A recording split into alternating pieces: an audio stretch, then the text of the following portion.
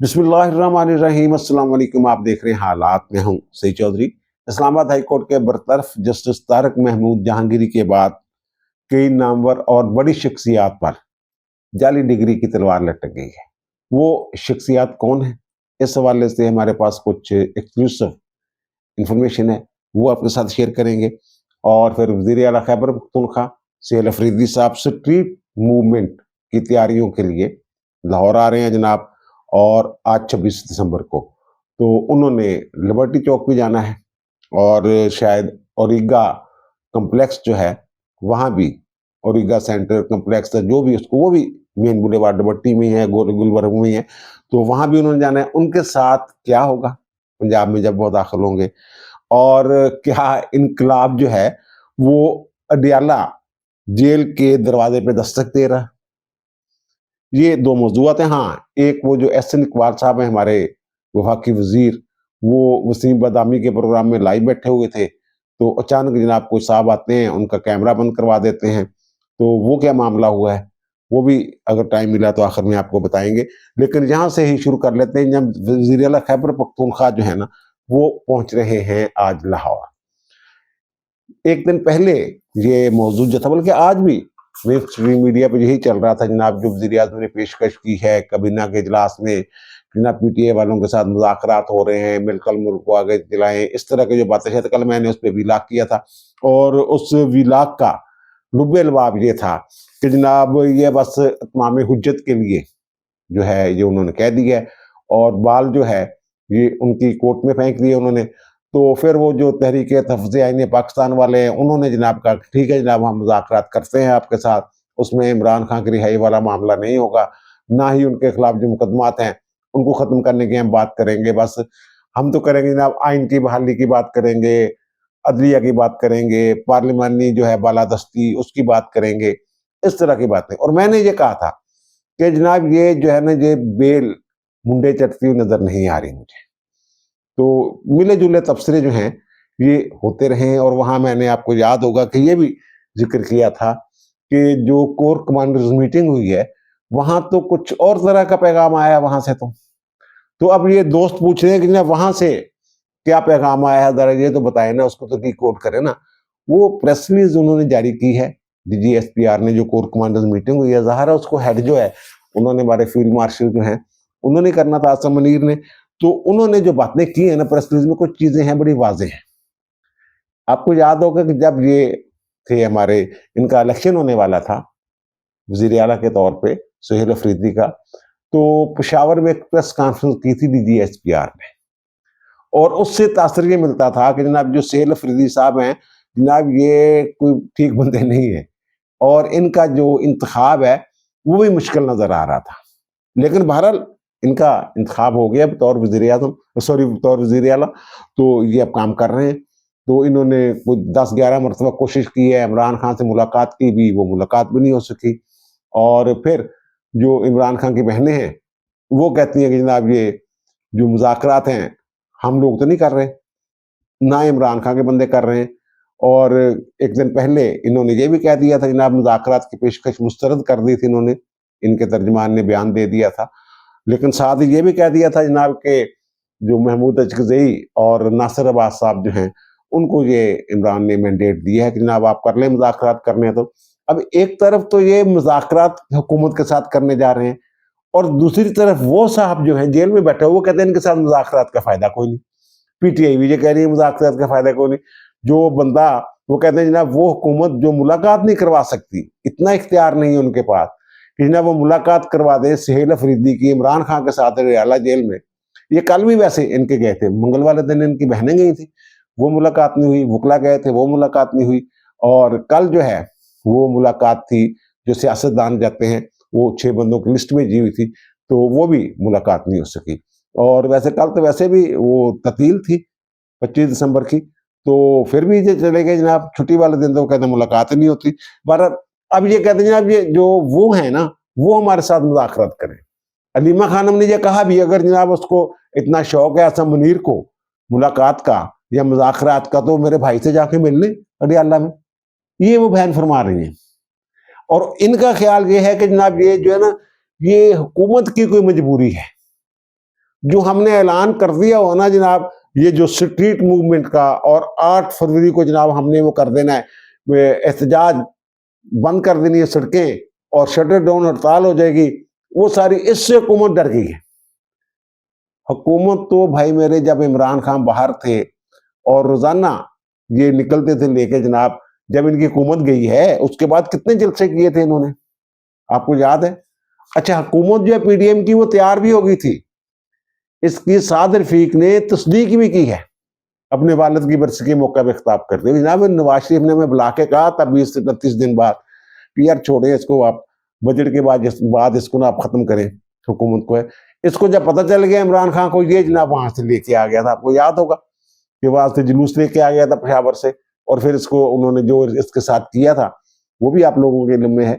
तो ये फिर उन्होंने कहा था नहीं जनाब, ये तासर ये देना चाह रहे थे मुझसे डर के जनाब हुकूमत जो है, ये जो पीडीएम की हुकूमत है, ये हुकूमत छोड़ के भाग गए। वो तासर उन्होंने जाहिर किया, और कितने साल लग गए, मतलब कितने महीने लग गए। ये मई 2022 की बात है, 2024 में जाके इलेक्शन हुए हैं फरवरी में। इससे आप अंदाजा लगा लें कि इनकी एक अहम काना हरकत ने क्या से क्या कर दिया, माहौल कैसे बदल दिया। अब ये कह रहे हैं जनाब हमने उनके साथ मुज़ाकरात करने हैं। जिनके साथ इन्होंने मुज़ाकरात करने हैं वो कोर कमेटी के इजलास में जो बातें की गई हैं, उन्होंने तो यही कहा है कि जनाब जो दहशत गर्दों के सहूलतकार हैं और मावनीन हैं, उनके हवाले से ये फैसला कुन एक कार्रवाई जो है वो की जाएगी, बगैर किसी रायत के उनके साथ निपटा जाएगा। एक बात ये की है, और दूसरी उन्होंने कहा है कोर कमांडर मीटिंग के हवाले से जो बाहर आई है बात जीएसपीआर के जरिए, वो कहते हैं जनाब दहशत गर्दी जराइम और सियासी मफादात के दरमियान गठजोड़ को यकसर मुस्तरद करते हैं। ये क्या बात है? ये वही बात है जो डीजीएसपीआर ने की थी, और डीजीएसपीआर ने खैबर पख्तूनख्वा में ऑपरेशंस के हवाले से ये बात की थी, और तासर ये मिलता है उससे कि हुकूमत वहां की जो है, ये जो सियासी और सहूलतकारों को गठजोड़ की बात की जा रही है, सियासी और जराइम, सियासी मफादात और जराइम के गठजोड़ वाली बात, ये पहले डीजीएसपीआर कर चुके हैं। और आपको पता है किसको कहा था उन्होंने पीटीआई को कहा था, पीटीआई के सियासतदानों को कहा था, खैबर पख्तूनख्वा की हुकूमत को कहा था। अच्छा, फिर उन्होंने कहा है कि जनाब कौमी यकजहती, सलामती और इस्तेहकाम को नुकसान पहुंचाने की किसी को इजाजत नहीं दी जाएगी, चाहे वो नासर सियासी हो या कोई और। समझेगा ना? सियासी कौन इंतशार फैलाने की कोशिश कर रहा है, कौन दूरियां पैदा करने की कोशिश कर रहा है फौज और उनके दरमियान, अवाम के दरमियान, ये पीटीआई वाले हैं। और अब इन्होंने जनाब उनको जो स्पीकर हैं वहां के खैबर पख्तूनख्वा असेंबली, आपको याद होगा एक अमन जिरगा इन्होंने किया था वहां के, जनाब ड्रोन अटैक्स नहीं होने चाहिए, हमले नहीं होने चाहिए, वादी तीरा में जो ऑपरेशन वगैरह शुरू करने वाले हैं वो जो जिरगे के साथ इनका माहदा हुआ है। तो आप कह रहे हैं वो जो अमन जिरगे ने बातें की थी ना कि अफगानिस्तान के साथ मामला ठीक करे, ये वो सरहद खोलने वगैरह वगैरह, वो कहते हैं जनाब उसमें ना वो एलामिया जो उसको नाफज कर दिया जाए। इन्होंने वफाकी हुकूमत को ये खत लिख मारा है। इस रवैये के साथ कल भी मैंने अर्ज किया था कि ये कैसे ये तवक्को की जा सकती है उन लोगों से जो जिनको ये कहते हैं कि असल जो मुदारुल मुहाम है, जिनके हाथ में इक़्तिदार है, उनके साथ मैंने बात करनी है। वो इन हालात में कैसे आप समझते हैं कि इनके साथ बात हो सकती है? और दूसरा जो सुहेल अफरीदी साहब हैं, वो जनाब आज हो सकता है जिस वक्त आप व्लॉग सुन रहे हो, लेट सुनना शुरू किया हो आपने, तो जनाब आज उन्होंने पेशावर से जनाब रवाना हो जाना है कोई 10 बजे के करीब। और फिर जनाब इन्होंने ये कहा है कि जनाब जो पहला स्टॉप होगा ये चक्री पे, तो वहां जनाब एक फकीदल मसाल जनाब इनका वो जम्मे गफीर होगा जो उनका इस्तकबाल करेगा। यानी वही वो स्ट्रीट मूवमेंट जनाब, बड़ा लोग बड़े जनाब इंतजार कर रहे हैं। एक बात ये होगी, फिर उसके बाद इन्होंने सुखेकी में रुकना है जो रेस्ट एरिया है वहां पे, वहां जनाब लोगों के जम्मे गफीर होगा। वो कितने लोग होंगे ये भी देख लेंगे। फिर क्या जनाब लाहौर में पहुंच जाएंगे जनाब ठोकर न्याज बेग पे, वहां हमने जनाब एक जो है शो कर रहा है। और फिर इन्होंने कुछ मुलाकातें रखी हुई हैं पंजाब असम्बली के जो रकान है पीटीआई के उनके साथ, और इनकी जो सियासी क़यादत है उनके साथ। और फिर मुलाकातें कर करा के ये रात को जनाब कोई 9 बजे इनके प्रोग्राम के तहत लिबर्टी चौक में इन्होंने पहुंचना है, गुलबर्ग लाहौर में। अच्छा, अब लिबर्टी चौक वाले जो है ना, जो जब इनकी थी ना, ये बाहर निकलते थे ये पीटीए वाले, जिन दिनों एहतजाज किया जा रहा था, इमरान खान भी ज़मान पार्क में ही होते थे, तो ये दो जगहों पे जनाब फौरी तौर पे लोग आ जाते थे और सड़कें ब्लॉक हो जाती थी। एक लालक चौक, एक ये वाली जगह जो है। लालक चौक वाली तो बस जनाब वो पता नहीं किधर निकल गए, वो तो गायब ही हो गए। लिबर्टी में भी कई मरतबा इन्होंने कोशिश की बाद में, लेकिन नहीं, जमा नहीं होने देते इनको। और फिर उसके बाद जनाब ओरिगा एक सेंटर है यहाँ पे, वहाँ पठानों की बड़ी दुकानें हैं, तो वहाँ भी जनाब उसके बाद ये पहुँचेंगे 10:30 बजे के करीब, जो कहते हैं हमने वहाँ भी जाना है, तो वहाँ जनाब वो आ जाएंगे हमारे पठान भाई, तो वो जनाब वहाँ एक शो हो जाएगा। अब जो ये जो लीडर है ना इमरान खान के, वो भी और उनकी बहनें भी और शायद ये भी जो आ रहे हैं सेल अफरीदी साहब, ये समझ रहे हैं कि जनाब इनकलाब आ गया हुआ है, बस अवाम को जनाब काल देने की जरूरत है। ना उनको जमीनी कायक का पता है, ना उनकी बहनों को पता है, ना ही ये सुहेल अफरीदी साहब और उनके साथ जो लोग लगे हुए हैं उनको पता है। वो मौलवी महमूद जो हैं, वो तो ये कह रहे थे जनाब इन्होंने 8 फरवरी की तारीख दी हुई है जी, 8 मार्च पे जाएंगे, फिर 8 अप्रैल पे चले जाएंगे। ये कोई लोग निकलने के लिए तैयार ही नहीं। कितनी मरतबा इन्होंने कोशिश की है। एक वजह तो ये है कि इनका चेहरा जो है वो नंगा हो गया होगा। दूसरा ये कि एक खौफ भी तो है ना, 9 मई के बाद जो इनके साथ हुआ है और सख्त रवैया रखा है पहले निगरान हुकूमत ने, और बाद में अब वाली जो हुकूमत है, ये कैसे निकलेंगे। और दूसरी ये बात है कि जो पंजाब हुकूमत है, इसकी जिम्मेदारी है कि पंजाब हुकूमत की हदूद में जो भी शहरी, ये वजीर आजम जो हैं, वजीर आला जो आ रहे हैं खैबर पख्तूनख्वा के, ये भी अगर आते हैं तो उनकी हिफाजत किसकी जिम्मेदारी है? ये पंजाब हुकूमत की जिम्मेदारी है ना। और पंजाब हुकूमत जो है वो ये जिम्मेदारी, जो हिफाजत वाली जिम्मेदारी है ना, ये निभाने में बड़ी शेर है। और ये देखिएगा, ये तो कह रहे हैं लिबर्टी जाना है, मुझे तो यही लग रहा है कि पता नहीं ये जो टूल प्लाजा है लाहौर में दाखिल होने वाला रावी वाला, वो भी क्रॉस कर सकेंगे नहीं कर सकेंगे, क्योंकि हिफाजत पंजाब हुकूमत की जिम्मेदारी है। और ये आप भूल जाएं, अगर इनको फ्री हैंड भी दे दिया जाए ना, ये आप भूल जाएं कि जनाब लोग जो हैं लिबर्टी चौक में इतना बड़ा मजमा इकट्ठा कर लेंगे जनाब, के पता चल जाएगा जनाब ये स्ट्रीट मूवमेंट शुरू हो गई हुई है। पहले तो ये भी देखेंगे ना कि बहनें क्या करती हैं, उनका भी किरदार देखना पड़ेगा ना इस मूवमेंट के हवाले से। दूसरी बात यह है कि लाहौर में दफा 144 नाफज है, तो ये इनको इजाजत लेनी चाहिए। अगर दफा 144 नाफज ना भी हो तब भी ये इजाजत लेना जरूरी है सियासी सरगर्मियों के लिए, जलते जुलूसों के लिए। ये यकीन दहानियां करवानी पड़ती हैं ज़िले इंतजामिया को। क्या वो जनाब वज़ीर आला हैं तो इसलिए वो उनको इस इजाज़त की ज़रूरत नहीं? अगर वो ये मजमागिरी करेंगे तो उसकी भी तो इजाज़त की ज़रूरत होगी ना। अगर हुकूमत जो है पंजाब हुकूमत या ज़िले इंतजामिया लाहौर की उनको इजाज़त ही नहीं देती इन सरगर्मियों की, मुलाकातें करनी तो करें, लेकिन ये सियासी शो लगाने वाली जो बात है, ये अगर इजाज़त ही नहीं है तो वहां तो फिर धूम धड़क्का होगा। और जो धूम धड़क्का होगा, अगर वहां अली मीन गंडापुर जनाब ऐसे आकर रिंग रोड से ऐसे शू करके निकल के वापस चले जा सकते हैं, मुझे गिरफ्तार ना कर लिया जाए। ये सुहेल अफरीदी साहब तो बेचारे शाही कोई नहीं, ये मैं आपको पेश की ये इतला दे रहा हूँ।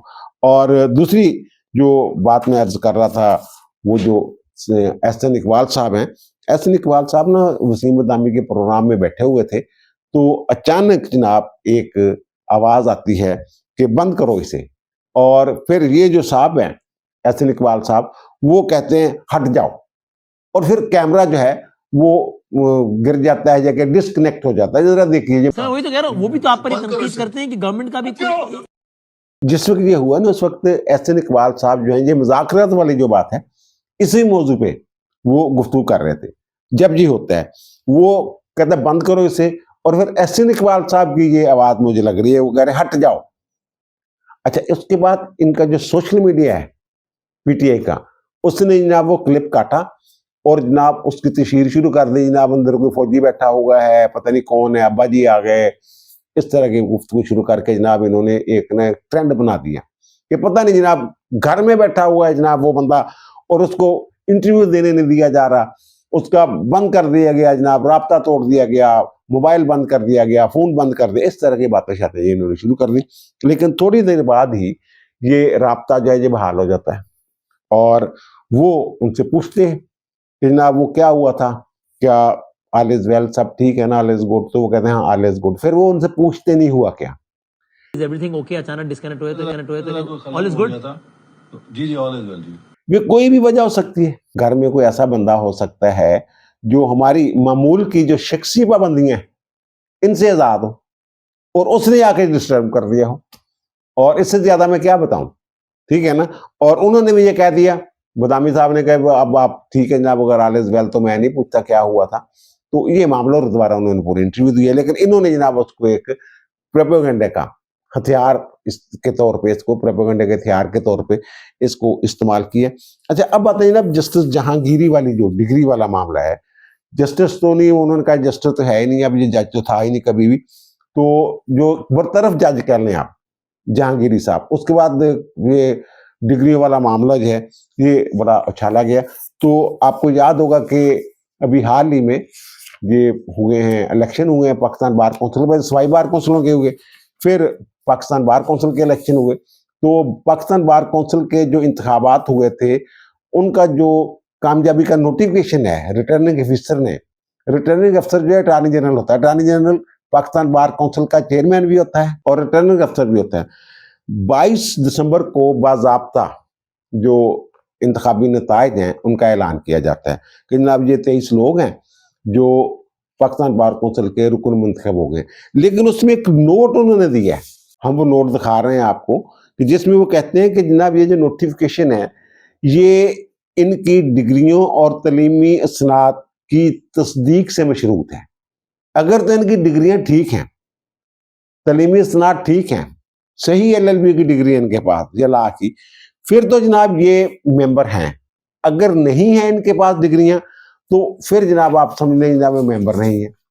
फिर जो कानून है उसके मुताबिक इनके नीचे वाले जो लोग हैं वो आ जाएंगे। अब फर्ज कर लें पंजाब में 11 सीटें हैं, 11वें नंबर पे जो बंदा है वो मेंबर है।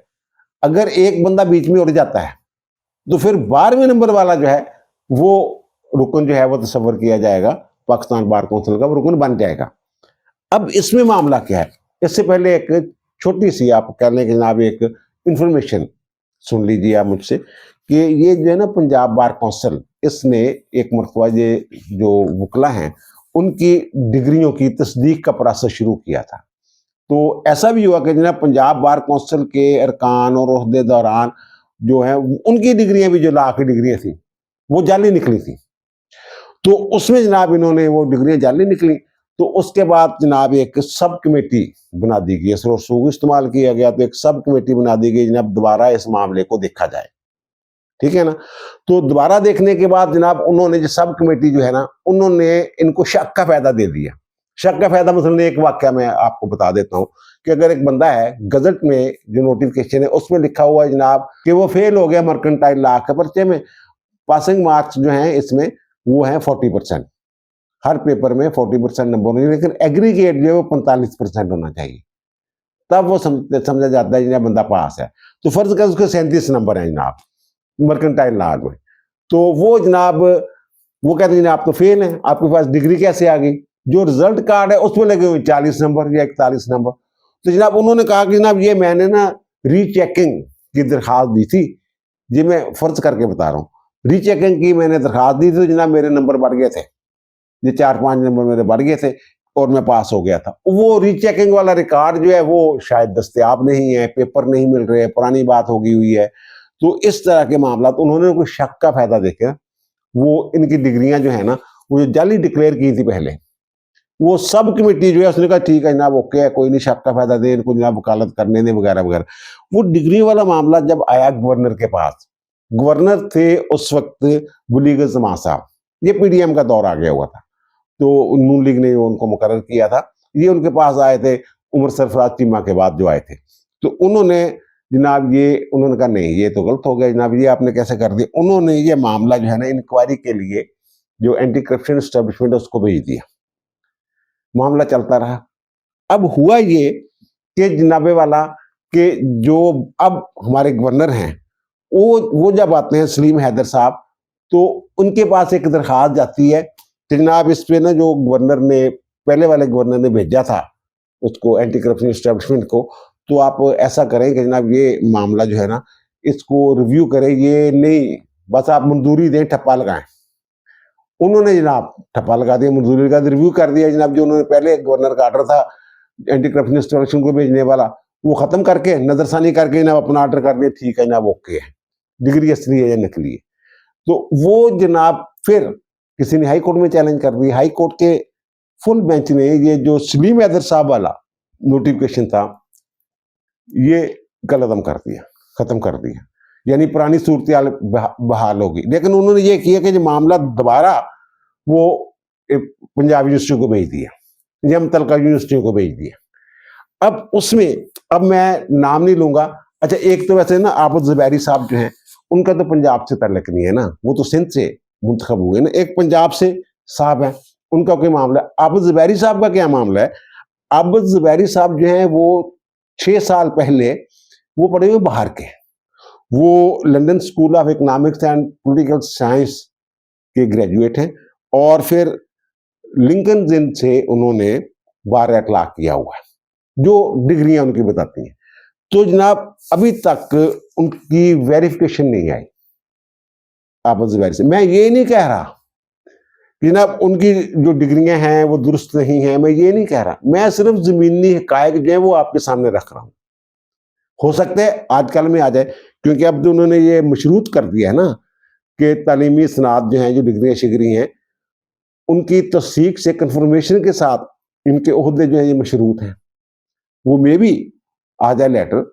और दूसरा जो एक ये मैं पहले ना आपको नाम पढ़ देता हूँ, ये पंजाब से जो मुंतखब हुए आदमजीर तारड़ साहब हैं इसमें, और फिर जनाब उसमें एहसन बून साहब हैं, फीज़र रहमान चौधरी है, सलमान अकरम राजा है, शफकत महमूद चौहान हैं, मकसूद बुट्टर हैं, आमिर सईद राह हैं, ताहर नसरुल्लाह वडाइच हैं, मोहम्मद मसूद चिश्ती, पीर मसूद चिश्ती है जनाब, और कलवे हसन है रावलपिंडी से, साकब इकराम गोंदल साहब हैं, साकब इकराम गोंदल। ये जनाब 11 बंदे हैं जो यहाँ से आए हैं। तो अब इन्हीं में से कोई एक बंदा होगा ना, वो जो पंजाब वाली मैं बात कर रहा हूँ कि पंजाब में जनाब ये हुआ, हो सकता है कि वो मेरे बड़े करीबी दोस्त हों ये, और मर्केंटाइल लॉ के पेपर का कोई चक्कर हो।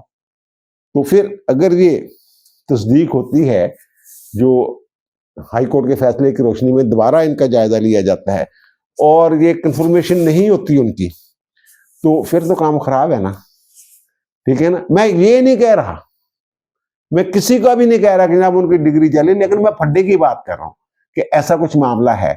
और मेरी इतला के मुताबिक जो आजमजीर तारड़ हैं, उन्होंने अटॉर्नी जनरल को ये कहा था कि यार छड़े बुढ़े हो गए ने सारे हुण तक, ते पर्दे पे हो या पर्दे रहन दो, एक केड़े चक्कर तुसी पै गए हो। लेकिन बहरहाल ये वो कहते हैं कानूनी तकाजा है, जो जहांगीरी के बाद हमने जरूर चेक करनी है। वो कहते हैं जिनकी पहले चेक हो गई हुई उन्होंने तो छड़ दो यार तुसी, उन्हें कहनी सारे इन्हें दोबारा चेक होंगे, अटॉर्नी जनरल ने कहा। और इहदे विच कुछ लोग जेड़े ने ना, अभी तो मैं 1-2 का जिक्र कर रहा हूं ना, तो उससे भी ज्यादा भी निकल सकते हैं कि अब उनकी डिग्री की तस्दीक ना हो। तो ये सर मसला बना हुआ है। और मेरा ख्याल है कि पीटीआई को पाकिस्तान बार काउंसिल में पहले भी झटका लगा है, बुरी तरह इलेक्शन हार गए हुए, तो एक झटका शायद में भी और लगने वाला है। जब ये ज़ाहिर है उसकी कार्रवाई शुरू होगी, पाकिस्तान बार काउंसिल वाले अजलास जुलूस होंगे, अपने वाइस चेयरमैन का इलेक्शन करेंगे, एग्जीक्यूटिव कमेटी के चेयरमैन को मुंतखब करेंगे, तो फिर पता चल जाएगा जनाब किन की डिग्रियां जो असली हैं, किन की नकली हैं।